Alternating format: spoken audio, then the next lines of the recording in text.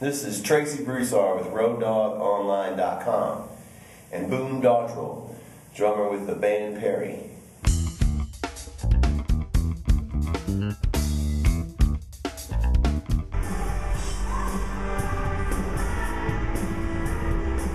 Why drums, and when did you decide to play? When I was about 2 or 3 years old, I just started beating on everything. Mm-hmm. Everybody did, man. Yeah. And it's just, I think one thing is easy. I say easy. With a guitar, you have to learn where to put your fingers. You know, a piano has to, and other than that, it's just noise. You got to place your fingers right. Horns, you got to learn how to breathe right. Drums, man, you just pick up a stick and you hit it, and it sounds like, yeah, It's music to you. exactly. Where'd you grow up? New Hebron, Mississippi. So you were down south. Not as south as you. Yeah, but it's still out Yeah, there. way down south Mississippi. Uh-huh. Yeah. What were the musical influences there? You know, as a kid growing up, it was just a lot of different things. My brother, my older brother, he's a guitar player, and we got into a lot of stupid stuff. I used to be like really big into Metallica and Megadeth, Iron Maiden. I was a big Nico McBrain from Iron Maiden. I was a big fan of his. And so when I was in like 6th grade, me and my brother started playing together. He played guitar, I played drums. Or maybe 5th grade, it was young, and we just started playing this stuff. And then we started doing like Bad Company, trying to play Zeppelin stuff. Skinner, of course, because I'm from Mississippi. So, you know, we had to play the Southern rock stuff. And that was pretty much all I listened to up until probably 9th grade. And then like all the Seattle scene came around with the Pearl Jam, Nirvana, all that stuff. So then I got into that kind of stuff. And it wasn't until college till I really started getting into Vinny and David Garibaldi, Tower of Power, and Peter Erskine, you know, and I started getting all these different drummers that I wasn't used to. Because rock and roll was great. I love playing rock music, but this style of drumming opened me up to, you know, funk, jazz, just odd meter, odd time signature stuff. And I really got into Dream Theater for a while, and saw a couple of their shows and realized I couldn't play it because I can't count it. And then you started college. Did you study music in college? Yeah, my first year of college, right out of high school, I wanted to do music. My dad told me, he said, you know, I don't mind if you do the music stuff, but I'd like for you to have a fallback plan. And during high school, I got into machine shop welding and, you know, lathes and all that stuff. So I was like, man, I like to weld, I like to build, fabricate, cut stuff up, and then try to figure out a way to redesign things. So I went to college my first year for welding, got certified in my welding degree, went and welded a couple months and through a summer, and realized I didn't want to do that anymore. Luckily, my band director from college calls me one day and says, you know, we'd love for you to come back and take care of the drum line. We'll take care of everything. Would you consider that? And I was like, I'd love to. Mm-hmm. So then I went back and majored in music education. Okay. And so I did a 2-year course in that, and of course that opened me up to music theory, to classical piano, classical guitar. So you got your piano back. Had to do the piano, man, and it was grueling because of I'm kind of ADD sometimes. So for me to sit in a room and look at a piece of music, you know, you're supposed to practice an hour a day. That's what my piano teacher always told me. For me to do that for an hour was murder. It was brutal. I hated it. I did it, but I didn't like it. Mm-hmm. But because of it, I learned so much about music and even things that I use today, writing out charts, music theory, you know, chord progressions and how they work together, different things like that. So it was a blessing at the, you know, now. Yeah. At the time, it was. I would like just punch me in the nose. So I watched you play, and you're very ambidextrous, and you switch between open hand to traditional to matched. What led you to bring that into your style? Well, I'm left-handed, but I'm right foot dominant.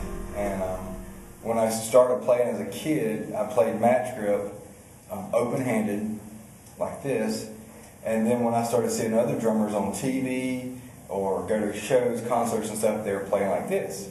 So I said, well, maybe I'm doing it wrong. So I started working on it like this. And so then I just started switching back, and even practicing, I would practice like this, and then I'd do the same thing like this. You know, so it kind of, I wanted to be able to play around wherever I needed, whether I'm on a ride or if I'm this way, if I need to get over this way. It opened me up for the open-handed to really, to come into to help me in my playing. And plus, being left-handed, I would start with my left hand, and so sometimes trying to get over this side, I had to put a floor tom on my left side. So it opened that left side up to play rack and floor on this side, same as rack and floor on this side. Certain songs, when I go switch to the traditional grip, it lays the groove in a little differently than when I play match. And I don't consciously think about it, but it's just the way the groove lays in, or the way the snare lands. I don't know what it is, but I've been in the studio several times and do 2 takes, match, and then there's like, hey man, we'll try this or try this, and then I would just switch and not really change anything as far as the pattern I'm playing, but just the feel of the music changed. And they were like, that's it, we like it, that's a keeper, and 1 take and it's done. So it's definitely a feel thing for me. Like you was asking about, you know, I'm switching a lot. I'm not sitting there thinking, oh, I'm going to do this like this, and then I'm going to switch over and do this, and you know, I'm going to freak somebody out and change my grip like this. It's just a total feel thing. Certain things feel better traditional. Certain things feel better open-handed. And sometimes I just get more power out of open-handed, just whack, you know, whack. I know some guys that play traditional, their snare drums at a real weird angle going down.